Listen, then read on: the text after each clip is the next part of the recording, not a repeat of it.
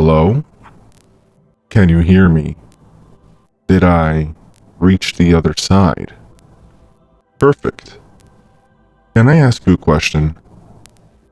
Do you know what happens when the past gets infused with agony?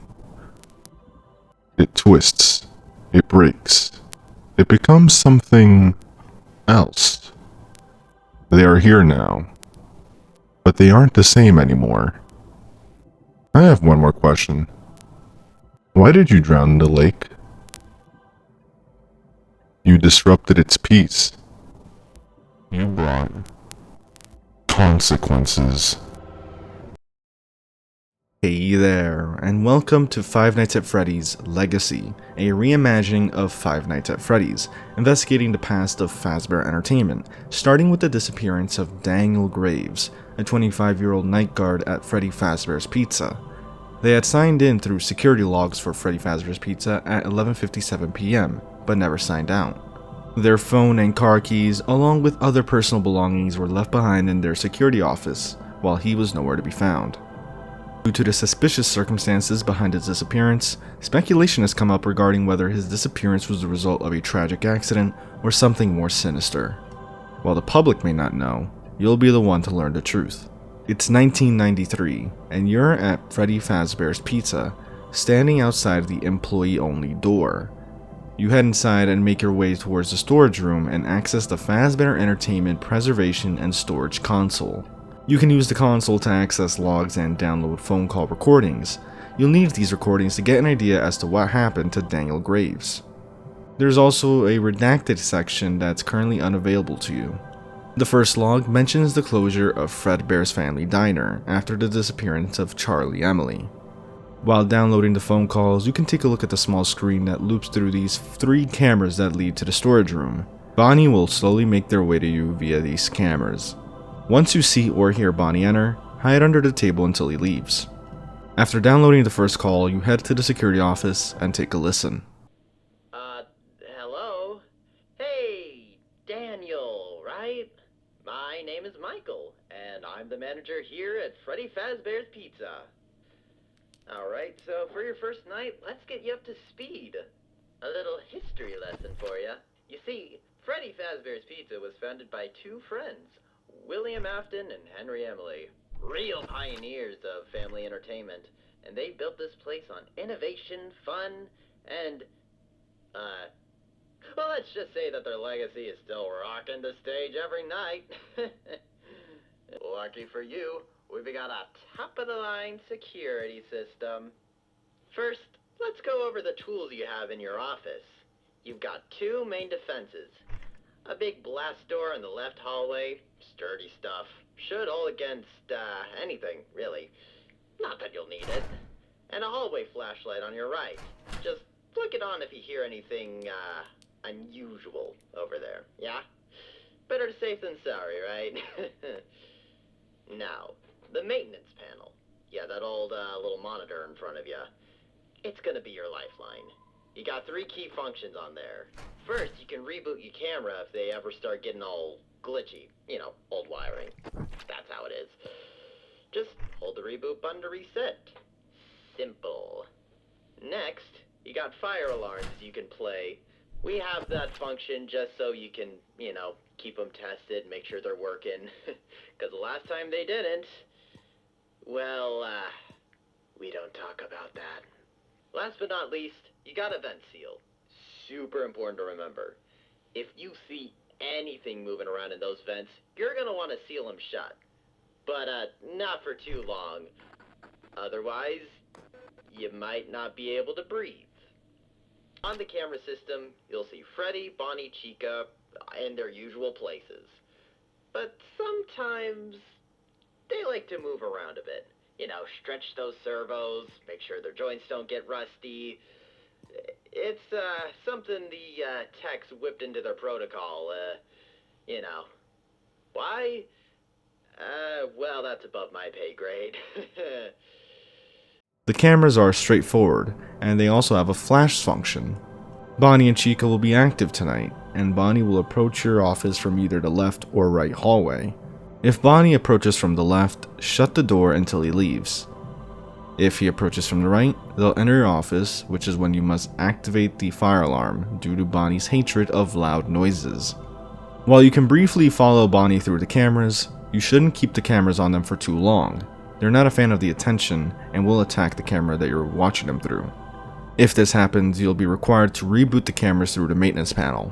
Interesting thing though, if you keep the camera on Bonnie then turn off the camera system, Bonnie will not move from that camera, so you can give yourself quite the break from him if needed, especially during the early nights. As for Chica, they'll make their way to the kitchen. You won't be able to see Chica in the kitchen since the camera was knocked out by Bonnie last week, but you'll be able to tell she's in there due to the sounds of clanging pots and pans. If you happen to hear these sounds in the kitchen, ring the kitchen bell and she'll go away. If she manages to leave the kitchen without you ringing the bell, however, she'll enter the vents, and you must seal them off when you hear her climbing around in there until she leaves. Night 2's log is written by a newly hired animatronic engineer on the 13th of April, 1993, at the new Freddy'S location, which has animatronics kitted out with some advanced free roam technology. As for the rest of Night 2, nobody else is active tonight besides Bonnie and Chica since they're getting some maintenance checks. On Night 3, a new log was written a month later, regarding complaints about the food's smell. Sounds like all their money went to their fancy new animatronics. Speaking of fancy new animatronics, now Freddy's back from maintenance, and on occasion will try to leave the stage and make their way to the building's generator. Once you notice Freddy leave the stage, you must quickly locate him on the cameras in the upper half of the building and use the camera flash to send him back on the stage. Michael's third phone call mentions a pending delivery from Afton regarding 2 vintage animatronics from an older location that'll arrive on Saturday. After Night 3, an 8-bit minigame plays depicting William in the back room, who retrieves a knife and approaches a crying child who's lost his parents. William tells the child he knows where their parents are and lures quote-unquote it to the back room and kills them. The fourth log mentions the vintage spring lock suits that are being shipped here next month. But oddly enough, Afton won't let the engineer see the details behind the suit, despite that being their main role. Speaking of the suits, in the fourth call, Michael says that one of the suits arrived early, but wasn't at all what it was supposed to be. One showed up early and, Okay, between you and me, I think the shipping department screwed up. This isn't what the paper said was coming at all. I mean, it's definitely an endoskeleton, sure, but it's so weird. The legs have these crazy piston joints, like it's built for jumping, and the hands keep twitching on their own. Maintenance keeps claiming it's just residual charge and servos, whatever that even means, but look, we're just keeping it in the safe room until corporate figures out what the hell we're doing with this. Besides that, Foxy is now active and will slowly leave their cove the more noise you make. This means alarms, bells, and the doors closing. Should Foxy leave the cove, you'll hear Foxy call you out as this pretty nice beat starts playing. You need to keep an ear out for whichever way Foxy's trying to attack you from. If Foxy's on the right, shine the light, and if they're on the left, close the door. This will repeat for a few times before they return to the cove, but you shouldn't worry since during this phase, no other animatronics will attack. Also, just one slight reminder, never flash the Pirate Cove's camera. Darkness, good. Light, don't. Just don't. Just trust me on this one, Daniel. Last guy who ignored this advice got promoted to customer. Just kidding. He's dead. Now in this phone call, honestly, Michael's had a rough go of it. After David reported that Bonnie just stared at him for 45 minutes straight, Michael had to sit through a work seminar and was warned that his pay would be docked if any more of these bad reports were made. Sure makes you glad to be working at Fazbear's Entertainment, right? He even jokingly clarifies with Daniel that he isn't being held against his will for legal reasons. Who came up with that idea? And I must clarify, for legal purposes, I am not being held against my will by Fazbear's Entertainment. Have a good night. Regardless, after night 4, we're now sitting at a table in front of the Mimic, the mistaken endoskeleton that was sent here ahead of schedule. On the table, we also have a tape from Henry. This is Henry Emily, the founder and or worse, the sole person responsible for this place's continued existence. If you are hearing this tape, Fazbear Entertainment has assigned you to perform a maintenance report on our latest delivery. Codename Project Mimic. In front of you, you will find a tape recorder, a pencil, and a sheet of paper. When you are ready to begin, press play on the tape recorder. It'll play a series of audio stimuli that we believe may trigger a response from the endoskeleton you see stationed across from you. Do not touch the endoskeleton. Only observe it. After the tape finishes playing its sound, turn your attention to the sheet of paper. With your pencil, mark the checkbox that you believe most accurately describes your observations of the endoskeleton during that time. Be sure to mark just one checkbox per sound, and only one checkbox. This process will repeat a total of 5 times, in which you will check a box for each sound test.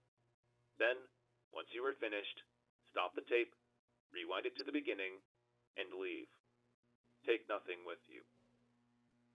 In addition, we believe that the endoskeleton may possess the ability to disturb electronic devices within its vicinity. If at any point during any of the tests you hear the audio distorting, or if you hear anything that sounds like, well, anything that doesn't belong on the tape, shut off the tape immediately. Wait at least 5 seconds, then resume playing. If you continue to hear any anomalies, repeat the process until they are no longer present.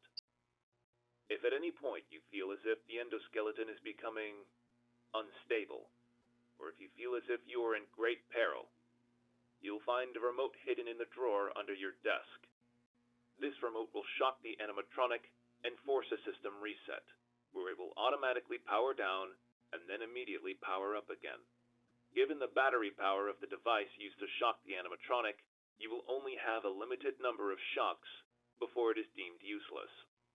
Remember, it isn't a toy, it's a last resort. Now, before you begin, I want you to listen carefully to this last piece of instructions, as it is the most important thing out of everything you've heard thus far. If at any point that thing starts speaking to you, not mimicking, not repeating, but speaking in its own voice, don't listen to it. Don't do anything it tells you to do. Get out. Abandon the test. Ignore protocol. Leave as quickly and as quietly as you can, and lock the door behind you. Now, if you're ready, hit the play button on the tape and begin the test. This model has been updated with advanced movement capabilities and protective response behaviors. The document also had a critical warning stating that M2 units may exhibit unprompted movement or aggressive proximity, seeking behavior if startled, mishandled, or exposed to unscheduled sound frequencies. And so, as directed by the maintenance checklist, he went on to play all 5 sound frequencies, and the M2 unit didn't move at all. At least, that's what he thought.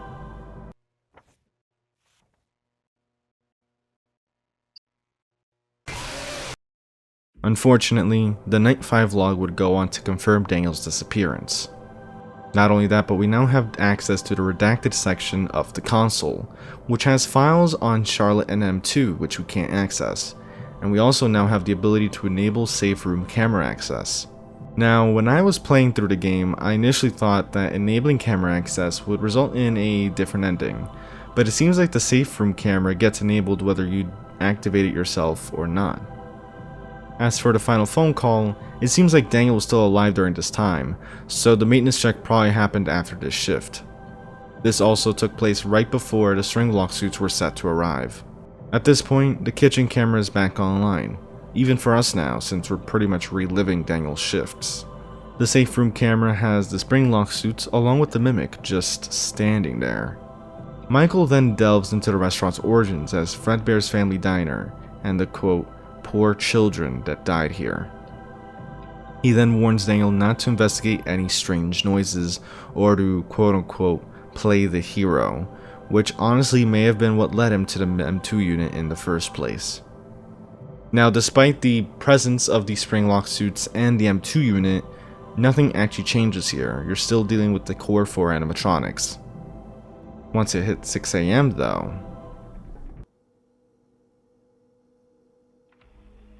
Connection terminated. I'm sorry to interrupt you like this, but I'm afraid your time is up. Your curiosity and your need for answers are what first brought you here. And now, they have become your undoing. Because all those who enter this place are doomed to never leave. There are monsters who steal others' voices. Monsters who steal others' souls. And then, there is you. The one who craved to learn more than he should, and more than he ever will. You will not find the answers you seek here.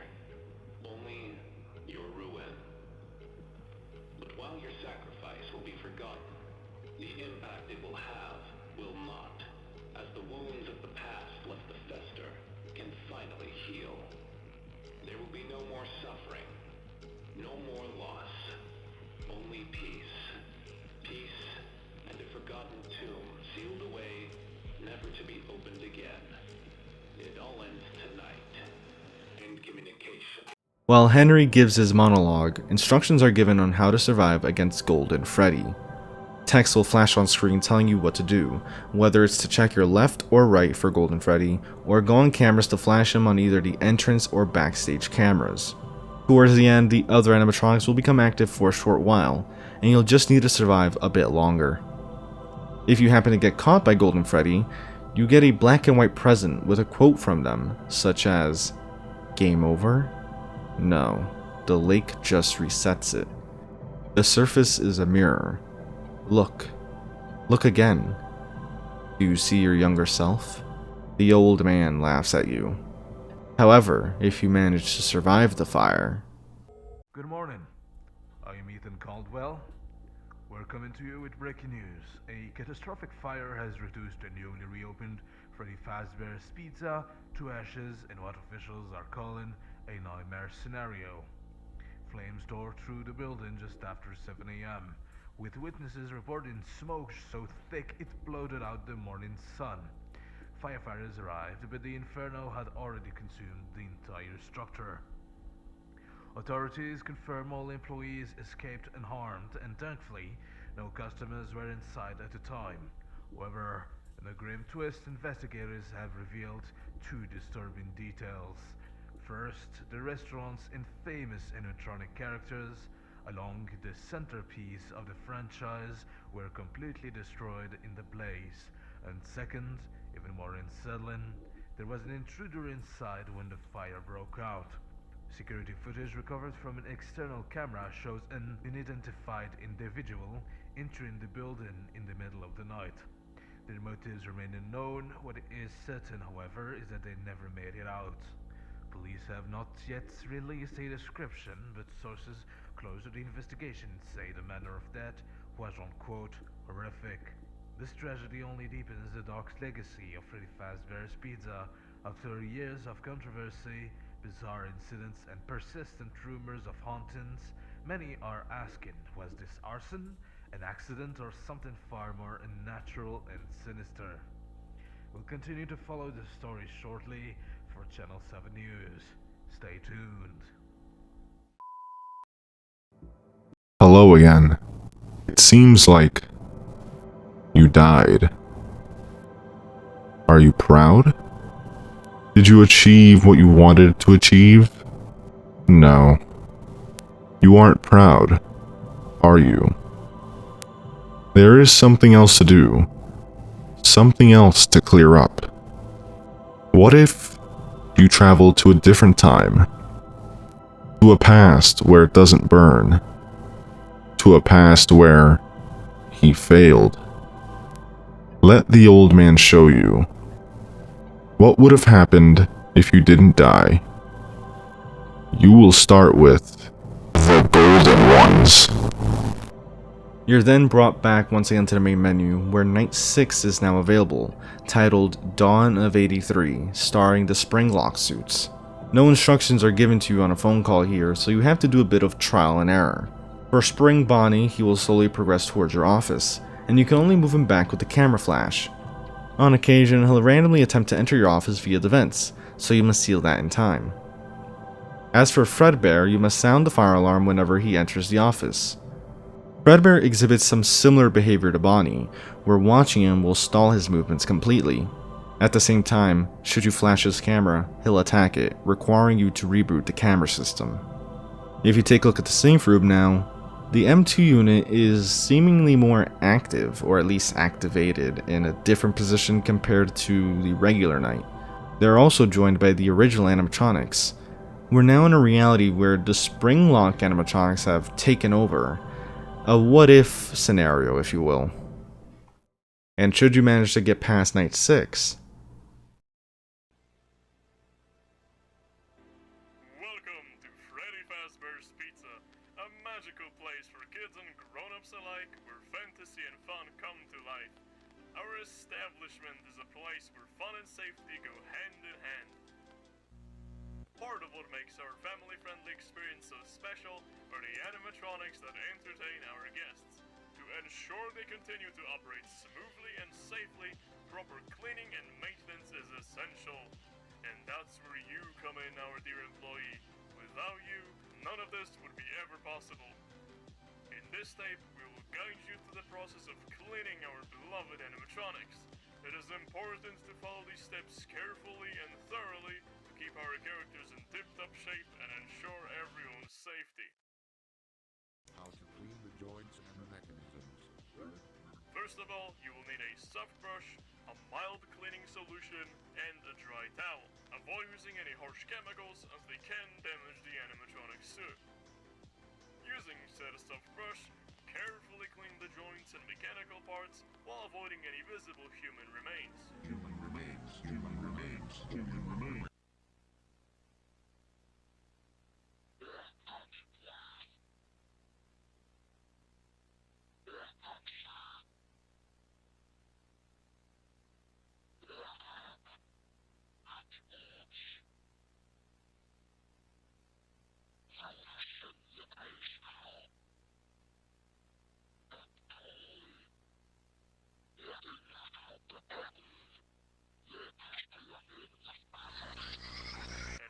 Finish cleaning, give yourself a pat on the back and a complimentary slice of pizza, and climb into the animatronic. This really makes sure that it's ready to entertain our guests again. And thank you so much for being a part of Fazbear Entertainment. Fazbear Entertainment is not responsible for any injury, loss of a child, or loss of a head that may occur on our premises. By entering our establishment, you agree that Fazbear Entertainment is not liable for any damages, accidents, or unfortunate incidents that may arise.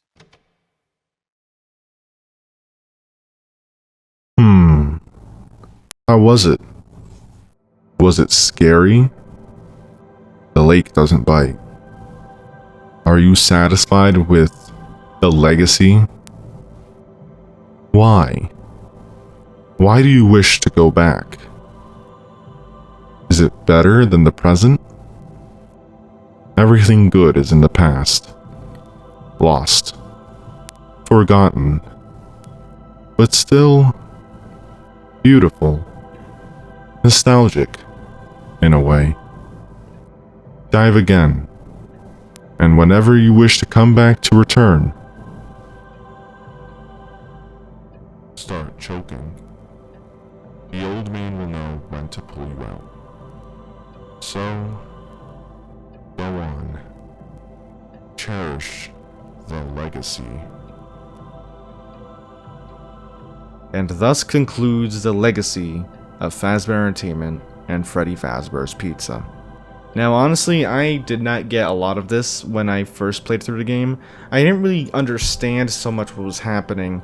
I just knew that it had something to do with Old Man Consequences because of the mention of the lake, and to be honest, I was kind of like halfway there, but I was more so relating the story to the Old Man Consequences scene from Ultimate Custom Night. Luckily, however, the developer of the game left a comment to help clarify the overall premise of what's happening throughout the game. Essentially, FNAF Legacy takes place when the player from FNAF World drowns in Old Man Consequences Lake. As someone who has no actual knowledge regarding FNAF World, I've never played it, I've never really even watched people play it myself, I never could have made this connection. The developer described this lake as a capsule that contained the agony and tragedies that occurred throughout Fazbear Entertainment's history. This is where all of that agony and tragedy was stored, essentially. And so when we dive into the lake, it's like we're going back in time to sort of experience the result of that agony and that suffering. And the ending of the game, with the pizzeria burning down and Golden Freddy going after you, is meant to represent the FNAF 6 ending, if I'm not misunderstanding this, which would be considered the proper ending to Fazbear's Legacy, if you don't count everything that comes after, like Security Breach and Help Wanted. At the very least, it's mainly considered to be the true ending to FNAF regarding William Afton's saga in the story, Henry. It's pretty much one of the definitive endings to the FNAF story. But overall, it made for a very interesting story, especially towards the end, even though we learned what happened to Daniel and we kind of got an idea as to how all of these animatronics ended up becoming the way they were, right, through the various children that were killed by William. We still chose to stay behind, right, as we see at the very end of the game. We not only saw the events that transpired that would eventually lead to the burning down of the pizzeria, but we then went to an alternate reality where Henry's plan never succeeds, and then you have the Springlocks on feature, essentially. But even after all that, we didn't want to leave. To some extent, we still wanted to be part of it, and I don't know how to really interpret that, to be honest. This isn't really a theory of mine, but more like something that it helps relate to this point, I guess. But the idea of the player, you, diving back into the legacy of FNAF or Fazbear, you know, Freddy Fazbear's Pizza, feels like in a way you could kind of relate that to how even after all this time, even after all of the games that has come out of FNAF, even to this day, you still sometimes see people going back into the past games, into like the past of Fazbear Entertainment and all that, trying to get all these little clues and hints that might help, you know, piece together even more parts of the story of FNAF. At least that's how it was, you know, or no, it still is like that, but I mean, like, when FNAF first came out, right, you have this story about missing children, Purple Man, and, you know, even after you play the game, instead of leaving it there, you dive back in, you look even harder, you look even more, you get more immersed in this world. And I don't know, for me, for some reason, like, as I was, like, going through, like, when I understood what this story was kind of getting at for FNAF Legacy, it made me think of that whole concept, I guess. But what I will say is that it's a very unique way of reimagining FNAF from a story standpoint, because it deals with Old Man Consequences, a character that, at least in my, you know, perspective, we don't really see a whole lot of. I mean, is pretty much one of the least used characters in the entire franchise, really. They were, you know, shown in FNAF World, Ultimate Custom Night, and I'm sure they probably made an appearance in another game at one point. I couldn't even tell you, to be honest. But it was cool seeing that character being used as like the overall premise for this game, right? That and the lake. Overall, it's pretty cool. There is another game that actually kind of delved into that a little bit, I think. I'm forgetting the name of it now. I'll probably edit it here. But overall, I think it was a very unique story, and I appreciate the developer for giving me some more insight as to what this story was trying to get at from the premise, from the original context. And then, you know, as we go through, we learn about why Daniel ended up disappearing because of the M2 unit and all that. I'm glad that we got to piece that together, at least. But of course, with all that said, I hope you did enjoy. If you did, leave a like, comment, let me know what you enjoyed from the video and what you want to see from me.